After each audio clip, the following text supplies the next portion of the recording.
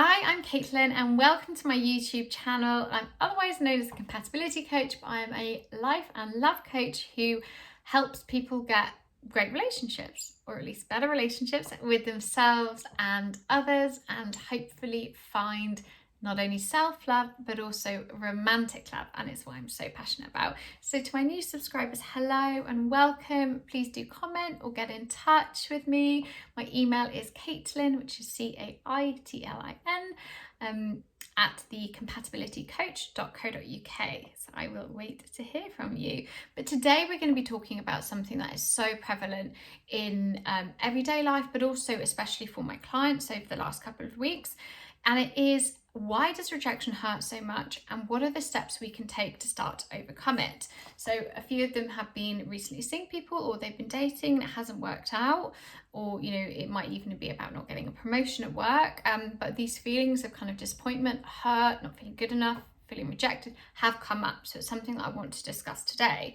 And I don't know about you, but I used to look around and see my friends and they'd just been dating somebody and it ended and they were fine, and I'd be on the floor, be like, why does it feel like it hurts so much more for me? Why can't I just snap my fingers and get over it like some other people? So I want to talk about a couple of key theories from psychologists about why it can be so painful and why it can hurt so much. So psychologists such as Julie Smith argue that we all deal with heartbreak, rejection, being disappointed and upset, but when it's linked to a core belief such as we're not good enough, or we're not lovable, or we'll always be left, the feeling of rejection, disappointments goes far beyond the immediate situation. For example, if you have kind of gone through life building rules and coping mechanisms around ourselves and our beliefs, then we've learnt along the way through certain experiences that if we're not enough, people leave. So, for example, our coping mechanisms could be we try to become perfect. We could be the perfect girlfriend, the perfect daughter, get the perfect grades. So if something happens that rocks that kind of coping strategy and means that you are no longer see yourself as the perfect girlfriend or partner or dater or whatever, or somebody else doesn't, then it hits right back to that core belief that people might leave, or that we're not good enough. So I think that's the feeling that produces the sort of internal, it can feel like a knife to the heart. That's the internal upset, that's the internal distress. So it's when a situation, triggers that core wound, that core belief that something about ourselves is wrong or isn't safe, then it can produce a huge amount of upset. Plus, other psychologists such as Marissa Peer will argue that humans pretty much have two survival instincts. One is to look for connection. The second is to avoid rejection. So we stay safe, so we survive.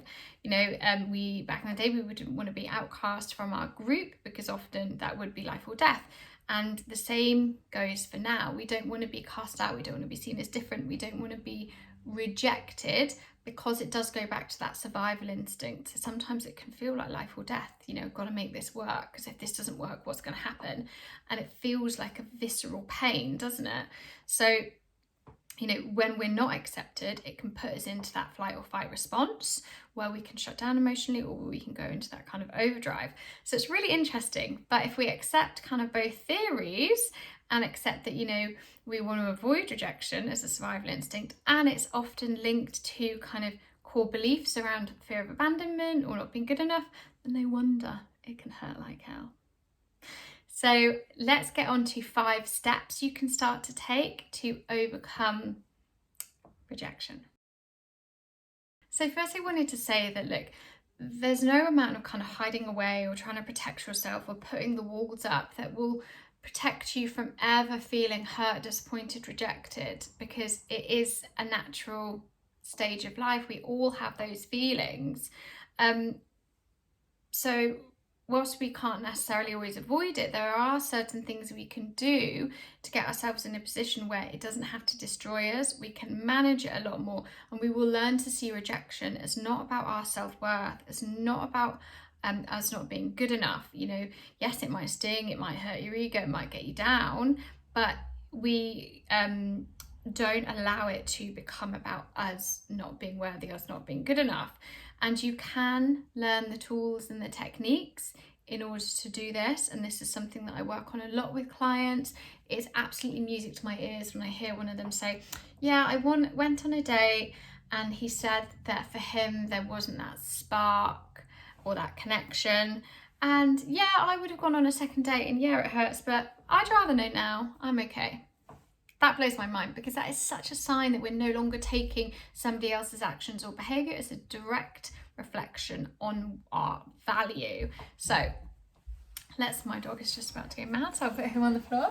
Let's talk about 5 things we can do to hopefully start to break this cycle of the kind of hurt and the disappointment, and then everything that we do as coping strategies around that, whether it's obsessing over them, whether it's shutting down, whether it's sending us into a spiral of self-destructive behaviour. Number 1, learn to sit with it. And my clients will absolutely hate this, and it annoys me every time I say it, but when that kind of emotional pain arises, firstly I want you to sit with it and get curious, rather than trying to push it away or go into that kind of spiral, and we start to obsess and analyze and get in our head about it. But what I want you to do is actually sit with your feelings for a minute, so you can understand what's happening. Ask yourself, what's happening? How do I feel? Where does this feeling sit in my stomach? What does it look like? Does it hurt? Does it bring up any memories? Have I felt like this before? Get really curious about actually what's happening in your body, your brain, your emotions, because then, first of all, we allow ourselves to take a little step away from it. So because we can be a little bit more objective about what's happening, we're observing it, we're asking ourselves questions, getting curious, it can actually take the sting out of it a little bit. And number 2 is around that exploring. Get to know the stories you're creating about yourself, about love, and about rejection. Because the pain from rejection doesn't come from somebody else's behaviour or the words somebody says. It's about the story we attach to it about our self-worth and our beliefs. So the pain of rejection comes from the fact that we are confirming the worst fears we have about ourselves, which of course is going to be painful, of course it's going to hurt. So for example, if we didn't get that second date, as I gave that demonstration with my client about her thinking, okay, this isn't about me, I didn't get a second date, he said worse, he doesn't want to see me again, we attach a meaning to that. So not getting a second date becomes we're not lovable, or it's never going to happen for us, or why do I put myself out there to get hurt again? I told you love wasn't safe. We go through that spiral. So by doing the work around your limiting beliefs and your fears kind of within this sphere, then it will help to get to the bottom of it. So, second point is ask yourself the story you're attaching to a situation or to a person. Is it that you're not enough?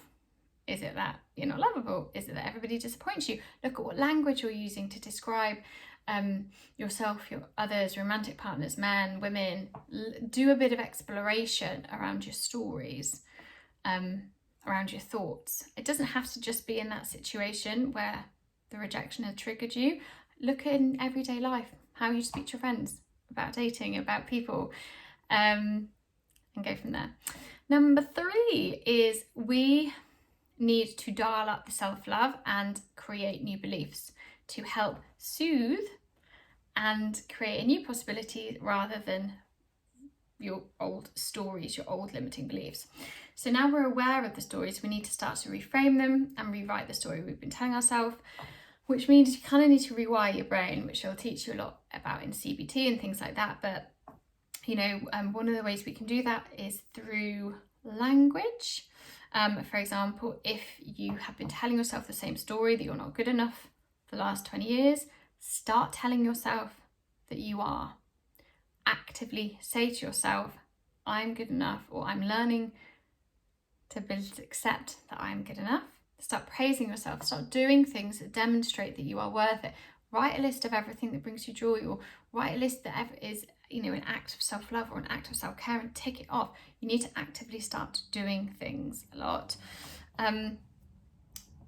which nicely leads me on to a kind of another CBT practice. But when we're talking about reframing these thoughts, the fourth point, the fourth step we can do is to become really evidence-based. So as humans, we go around collecting evidence to support our beliefs about the world around us. So we take every little rejection or hurt we've had and we store them away to bring out the next time something happens, say, I'm right, this has proved it. It's proved that, you know, people cheat all the time. It's proved that this happens. It's proof that this.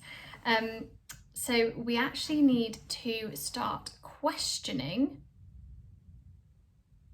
what's happened, and we need to start collecting evidence to support the new beliefs that there are good people out there, that you are lovable. So go around and keep it. I always suggest clients, sometimes they keep a little list in their phone where of a kind of log of all the times that you have been accepted, all the times that somebody has said something nice to you, that you've been loved, you've been appreciated by family, friends, colleagues, dating, whatever. Keep a little book of your wins so you can kind of counteract the rejection. So the fifth point, and again, it really nicely leads on to that about the reframing and about the evidence point. But when something happens, such as, you know, we don't get a text back, we will create a scenario in our head that fits with our inner belief systems. So he didn't text me back because I'm not lovable, I'm going to be alone forever, nobody wants me compared to my friends. But rather than jumping to these conclusions, we need to create a bit of space between the trigger or the situation, what's happened, and our reactions. So we need to start questioning actually whether our thoughts are true, whether there could be other possibilities of what happens, whether we could feel a different way about this, what we could be doing instead in this situation. So we need to start reframing what's happened and reframing it in a way that allows for other possibilities. So us not being good enough isn't the truth. So rather than jumping to the conclusion, ask yourself whether the interpretation of the event is really true.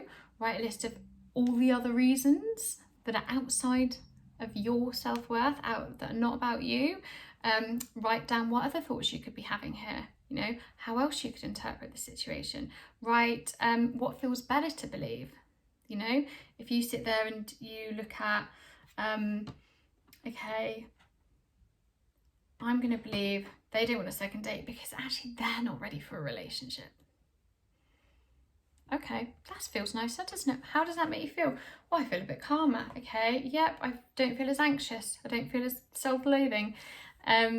What am I going to do from that basis? Well, I'm going to go make myself a cup of tea and maybe phone a friend to rant. But I'm not going to go into a spiral.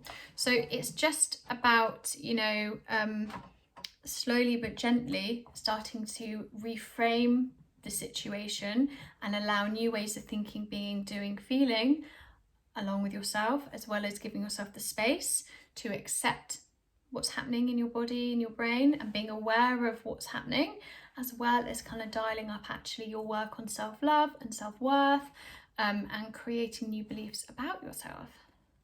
So I hope that helps. Just to go over it again, number 1 is learn to sit with what's happening. 2, get to know your stories. 3, dial up self-love and create new beliefs through language and doing things.